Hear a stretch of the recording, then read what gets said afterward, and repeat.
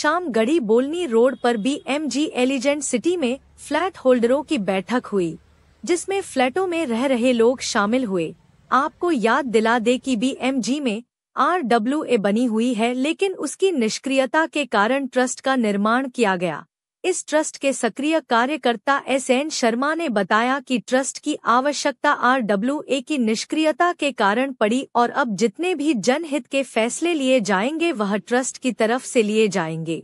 आपको बता दें कि लगभग 2 माह पूर्व पार्किंग को लेकर BMG ग्रुप और फ्लैट होल्डरों के बीच विवाद उत्पन्न हो गया था, लेकिन अंततः जीत फ्लैट होल्डरों की हुई थी। आइए देखते हैं इस बैठक में SN शर्मा ने क्या कहा। एजेंडास थे तो हमने शेयर किए थे, उसी चीज को हम आगे बढ़ाते हैं। उन एजेंडा को मैं शेयर करना चाहूँगा। तो पहला जो हमारा जो एजेंडा था वो बेसिकली जो हमने ट्रस्ट का निर्माण किया था, वो ट्रस्ट हमारी रिक्वायरमेंट थी। वो लास्ट मीटिंग में मैंने उसके बारे में बताया था कि ट्रस्ट का रोल क्या है। उस ट्रस्ट के रोल के लिए जो एजेंडा उसके थ्रू हमने काम करने के बारे में डिस्कस किया था। उस एजेंडा में पहला दोपहिया वाहन के लिए था बेसमेंट में पार्किंग हमारा पर फ्लैट पर जो पार्किंग का जो ऑप्शन है अफोर्डेबल हाउसिंग पॉलिसी के तहत उसमें ये प्रावधान था कि एक फ्लैट को एक 2 व्हीलर पार्किंग अवेलेबल की जाए। उसमें जो बिल्डर का जो लेफ्ट था, बिल्डर ने उसको मैनिपुलेट करके क्रॉस फ्लैट मार्किंग की है जिसमें सभी के लिए सूटेबल नहीं थी। उसको हमने चेंज करके टावर वाइज हर फ्लैट ओनर को एक 2 व्हीलर पार्किंग अरेंज हो जाए। उसके लिए बहुत सी चीज़ें हैं जिसमें हमने काम किया, वो आगे का पार्ट रहेगा। उसके बाद पीने के बारे में लास्ट मीटिंग में हमारी बात हुई थी।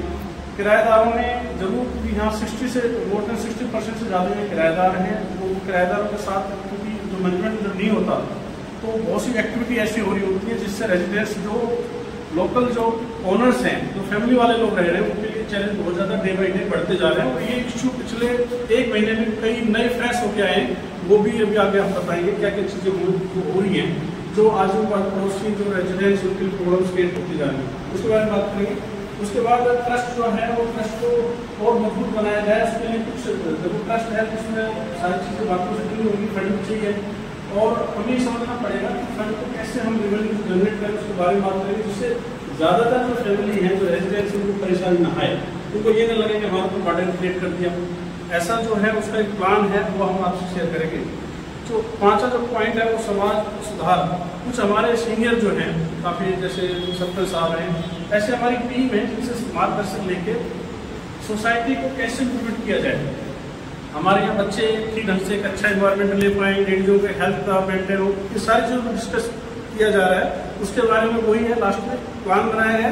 फंड की बहुत जरूरत पड़ेगी, कहीं बाहर से कुछ हेल्थ के भी कैंप लगाए जाएंगे, उसका भी प्रावधान किया जाएगा, तो उस पर भी काम किया जा रहा है। उसके बाद शिकायत, अब लगता है कि कौन सुनेगा हमारी शिकायत, उसका भी एक प्लान है। उसके बारे में हम अभी डिस्कस करेंगे क्या चीज़ें करने वाले हैं जिससे जो सोसाइटी जो लोग हैं वो ये ना महसूस करें कि हमारी सुन ही नहीं रहा, हम कहाँ जाएँ। वो भी प्लेटफॉर्म बनने वाला है। और कूड़ा, ये आप देख रहे हो दिन प्रतिदिन कूड़े की संख्या इतनी तेजी से रोड पे पन्नियाँ घूम रही हैं, बोतलें घूम रही हैं, और जिसका मन कर रहा है वो वही फेंक रहा है। तो ये चीज़ें ज़्यादा लंबे समय तक सोसाइटी ज़्यादा अच्छा रूप नहीं दे पाएंगी, इसके बारे में भी अपन बात करेंगे। अब इन सारी चीज़ों के लिए पहला जो पॉइंट उसके लिए मैं बुलाना चाहूँगा, कैसे पर्सनलिटी को जो लीगली काफ़ी चीज़ों को अच्छे से जानते हैं, वो आपको ट्रस्ट के बारे में बताएंगे। पिछला जो हमने काम किया और अब तक कितना हमने उसमें सुधार किया, उसमें क्या क्या चैलेंज आया, कहाँ तक हम उसको इम्प्रूव कर पाए। मैं इन सारी चीज़ों को अपडेट करने के लिए बुलाना चाहूँगा SN शर्मा जी, जो आपको ट्रस्ट के बारे में बताएंगे कि हमने क्या क्या चीज़ें पिछले 6 साल तक काम किया। आप जोरदार ताली बजाएं।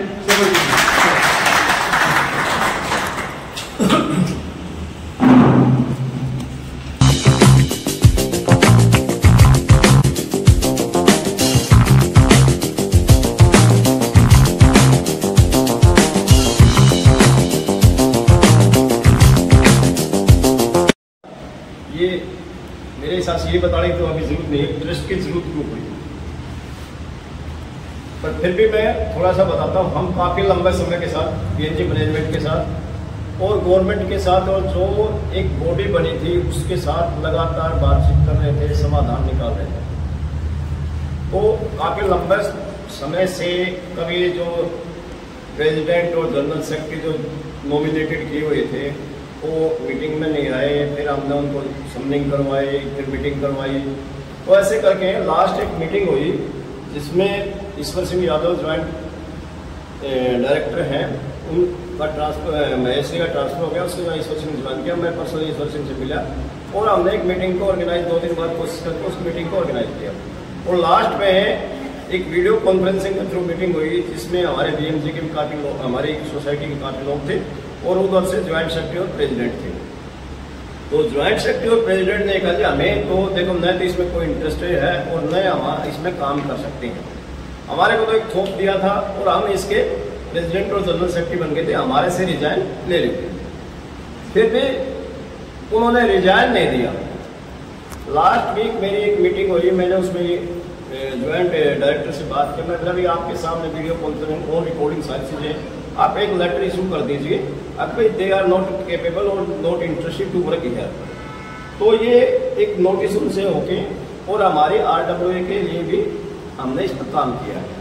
अभी जो बात थी जैसे ट्रस्ट के आई थिंक 23 मेंबर हमने बनाए थे। तो फर्स्ट टाइम में 1,000 रुपये फीस लिया था, उसके बाद हमने 5,000 रुपये और इकट्ठे किए थे। तो उस पर हमने सबसे पहले 2 व्हीलर पार्किंग का जो इशू था वो 2 व्हीलर पार्किंग के इशू पे काम किया। उसमें प्रॉपर लाइनिंग लगवाए और प्लेट नंबर के अकॉर्डिंग जिसका जो प्लेट नंबर है वही नंबर उसको 2 व्हीलर पार्किंग का देते हैं, 2 व्हीलर के लिए देंगे और उसको उसी नंबर का एक टोकन देंगे ताकि लोगों में अफरा तफरी ना मचे और प्रॉपर डिसिप्लिन हो। ये सेम प्रोसीजर इस टावर 2, 3, टावर 1, 3 और 4 में भी होगा। इसमें अभी तक जो हो गया आई थिंक मोर देन 65 और 70% काम हो गया है। और इसमें डॉक्टर साहब और डॉक्टर अनिल विक्रम जी वगैरह इन सब के सहयोग से हमने इनका बेसमेंट था उसको क्लीन करवाया, वॉशिंग करवाई, नहीं तो लोग टॉयलेट वगैरह भी वही करते थे और एक साफ सुथरा एक बेसमेंट बन गया है। और इसमें मार्किंग हो जाए, जैसे ही मार्किंग होगी आप लोगों के सहयोग से, जबरदस्ती नहीं सहयोग से, हम टावर 1 के पार्किंग को भी नीचे लेके जाएंगे और उसको एज ए डिसिप्लिन करेंगे। उसके बाद अभी जो ट्रस्ट काम कर रहा है वो डॉक्टर साहब ने भी ब्रीफ किया है तो हम किस वे में काम करेंगे। हमारा कोई ये राजनीतिक प्लेटफॉर्म नहीं है या कोई ये सोचे कि ये तो प्रेसिडेंट बनना चाहते हैं या अपनी लीडरशिप दिखाना चाहते हैं, इसका कोई किसी से इंटरेस्ट नहीं है। ये बगैर मतलब और बगैर अपने इंटरेस्ट के ये सब लोग काम करेंगे। इसमें और भी लोग जो भी साथी जुड़ना चाहिए उसके लिए वेलकम है और मिलके काम करो और इस सोसाइटी को एक अच्छा काम करो। हमने BMG मैनेजमेंट के बीच में तालमेल बैठाने के लिए बत्रा जी से, गुप्ता जी से बात करी थी। गुप्ता जी ने कहा भी आप अकेले आ सकते हैं, तो बत्रा जी वहाँ गए थे, उसमें कोई प्रॉपर रिस्पॉन्स मिला नहीं और वो बत्रा जी ने सबको कम्युनिकेट कर दिया था। तो मेरे पास तो सर साथियों ये एक अनुरोध है, आप सब मिलकर इसमें काम करें और जो इम्प्रूवमेंट कर सकते हैं, जो कर सकते हैं उस पर काम करें। धन्यवाद।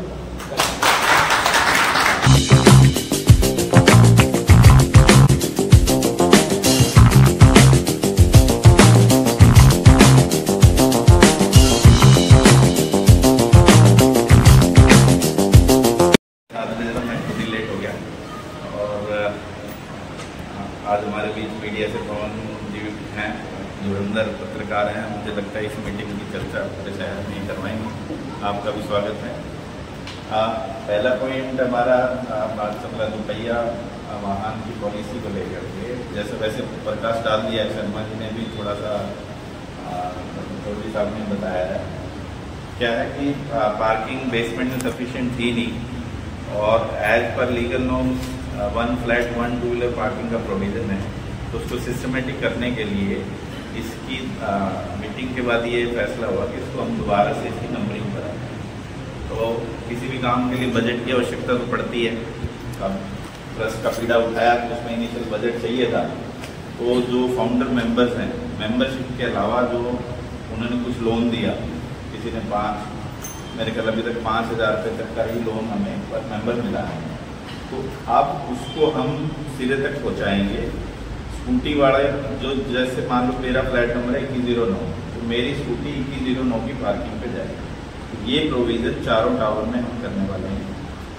इसमें पेंटर ने लगभग काम 50% पूरा कर दिया है, कुछ होल्ड किया कुछ रिव्यू करने के लिए, और ये जल्दी हम पूरा कर देंगे। इसमें जो कॉस्टिंग आएगी लगभग 170-75 रुपये के आसपास कॉस्टिंग आएगी पूरी चीज़ों को स्मूथ करने को। तो हम इसमें एक 200 रुपीज़ की फीस पर फ्लैट हम चार्ज करेंगे, ताकि 10-20 रुपये एक्स्ट्रा अगर फंड में रहता है तो दैट विल बी बेनिफिशियल होगा। ये तो हो गया टू व्हीलर। और मैं थोड़ा सा आगे भी बढ़ना चाहूँगा इसमें, क्योंकि जो सबसे बड़ी प्रॉब्लम हमारी 4 व्हीलर पार्किंग की है, इस पहला स्टेप 2 व्हीलर का है, ऐसे ही हम 4 व्हीलर को भी हम कंट्रोल करेंगे। और उसके बाद जो है टीनेंट पॉलिसी की बात आ रही है, तो टीनेंट पॉलिसी देखिए हमारे यहाँ नॉन रजिस्टर्ड ब्रोकर्स बहुत सारे हो गए हैं, चाहे वो बीएमसी में एम्प्लॉयज़ हैं, चाहे वो अपने अपने कुछ अलग बिजनेसेस यहाँ चला रहे हैं। तो अब ट्रस्ट के लिए सोर्स ऑफ इनकम क्या हो सकता है, with the consent of the residents, क्योंकि इसमें रेजिडेंट्स की कंसेंट तो रहेगी रही, तभी हम इसको काम को करता है। तो उसमें प्रोविजन ये निकला कि जो लैंडलॉर्ड है उसको अपना फ्लैट किराए पे देना है, टेनेंट ने लेना है, तो हम पहले एक स्किलफुल एफिशिएंट एक एम्प्लॉय को यहाँ हायर करेंगे, यहीं पर ऑफिस बनाएंगे, या तो यहाँ बनाएंगे या साइड वाले ऑफिस में बैठेंगे। उनका काम यही होगा, किसी को फ्लैट देना है तो वो उन्हीं से संपर्क करेगा, चाबी भी दे देगा और अपनी डिमांड और कंडीशंस भी बता देगा। ऐसे ही टेनेंट जो आएगा वो ऐसा नहीं है कि कहीं भी चला जाएगा, टेनेंट सीधा अप्रोच करेगा उस कंसर्न ऑफिस में और उस ऑफिसर के पास। फिर आगे वो फॉर्मेलिटी जो है उसके पास ये प्रोविजन होगा कि भाई चाबी है, फ्लैट आप देख सकते हैं, इस तरह से उसके अंदर हम लोग we can not call it as a charge, हम एक सहायता राशि लेंगे in the form of donation दोनों पार्टी से, लैंडलॉर्ड से भी और टेनेंट से भी, जो कि लगभग 50% होगी, जो फिलहाल ब्रोकरेज है उससे लगभग 50% का मतलब 2-2.5 हज़ार रुपये के आसपास हम चार्ज करेंगे, एज पर डिस्कशन वो लिखा हुआ है। तो उससे क्या होगा, एक रेवेन्यू हमारा जनरेट होगा और उससे जो एम्प्लॉय हम रख रहे हैं उनका भी खर्चा निकलेगा और चीज़ें थोड़ी स्मूथ हो जाएंगी, अनऑथराइज एंट्री बंद हो जाएगी और जो कमेटी है वो पूरा डॉक्यूमेंटेशन का काम भी करेगी along with that concern appointed person. उसमें 5 लोग कम से कम रहेंगे, ताकि क्योंकि अभी क्या हो रहा है, फर्जी वाला बहुत हो रहा है, मतलब आज कोई रोकने वाला नहीं है, ना ब्रोकर को रोकने वाला है, ना मतलब अनऑथराइज पेमेंट्स को रोकने वाला है। उसमें पुलिस वेरिफिकेशन मैंडेटरी हो जाएगी, सारे डॉक्यूमेंट्स मैंडेटरी हो जाएंगे। तो ये हमारा जो है टेनेंट पॉलिसी की बात है। उसके अलावा वेलफेयर की बहुत सारी चीज़ें हैं, जैसे अभी हमने सुझाव दिया था कि अभी योगा डे आ रहा है, इस जून को हम कैसे इसको अच्छे से सेलिब्रेट कर सकते हैं, और बहुत सारी चीज़ें हैं उनको कैसे हम बात कर सकते हैं। मैं एक बार रिव्यू करना चाहूँगा कि जैसे हमारा एक पॉजिटिव विचार आया कि ये जो गतिरोध बना हुआ है बिल्डर और रेजिडेंट्स के बीच, इसको कैसे दूर किया जा सकता है। तो हमने सुझाव रखा भी एक बार हम बिल्डर से बात कर लेते हैं। तो बैठे बैठे उसी वक्त हमने फ़ोन मिलाया, तो मैंने कहा जी 6-7 लोग 8 लोग मिलना चाहते हैं, बात कर लेते हैं। तो उन्होंने स्ट्रेट फॉरवर्डली यही कहा कि जी आप अकेले आना चाहें तो आ सकते हैं। फिर मैंने इनसे परमिशन ली, तब फिर मैं उससे मिलने गया और उसने, वो पहले से जानता है, तो उसने पहले अपना दूसरा रोया कि मैं कहाँ परेशान हूँ, क्या है, सारी चीज़ें इमोशनल, क्योंकि मेरी तरफ से तो एक डिप्लोमेटिक मीटिंग थी, मुझे रेजिडेंट्स की बात रखनी थी, उसकी बात को समझना था। तो मोर और लेस वो पॉइंट्स मैंने सारे डाल दिए थे और उसमें मैंने एक स्ट्रेट क्वेश्चन पूछा था कि ट्रस्ट जो है अब काम करेगा, क्या उसके काम में आप रोड़ा अटकाओगे, मतलब बिल्कुल स्ट्रेट क्वेश्चन था। उन्होंने कहा कि बत्रा जी जो भी इलीगल काम होगा वो नहीं करने दूंगा, यानी कि वो ज्यूरिसडिक्शन की बात करने लगा, बाकी कुछ नहीं करा, ये उसके मतलब एग्जैक्ट वर्ड्स थे। फिर मैंने उससे इलेक्शन की बात की, मैं क्योंकि अब मीटिंग में ये बात हुई कि भी इलेक्शन मैनेजमेंट करा देगी। फिर उसने पॉजिटिव नोट पे कहा कि मैं बहुत जल्दी इलेक्शन करा, ये मेरे को उसने RW के बारे में उसने बताया। तो लेकिन कोई ऐसा नहीं है कि बहुत ज़्यादा पॉजिटिव रिस्पॉन्स नहीं था, बट उसका एक स्टैंड था कि मैं तो अब आऊँगा ही नहीं, मेरा मैनेजर बात करेगा, मैं कहीं बात करने नहीं, और आप लोग अगर पॉजिटिव हो तो मैं 6 महीने में मुझे पता लग जाएगा। मतलब वो उसकी अपनी विचारधारा थी। पॉइंट इज कि भाई अभी काम तो कहीं ना कहीं करना ही पड़ेगा, हमने रहना है और इसको डेवलप करने के लिए हम में से ही किसी को आगे आना पड़ेगा।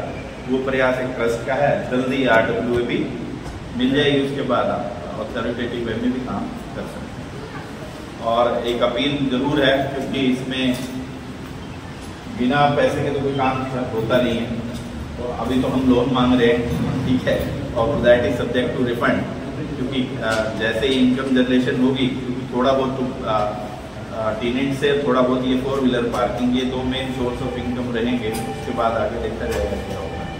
तो ये 2 पॉइंट थे, चाहे वो दोपहिया वाहन है या ब्रोकर जो टेनेंट पॉलिसी, इसमें कोई क्वेरी या क्वेश्चन तो आप पूछ सकते हैं।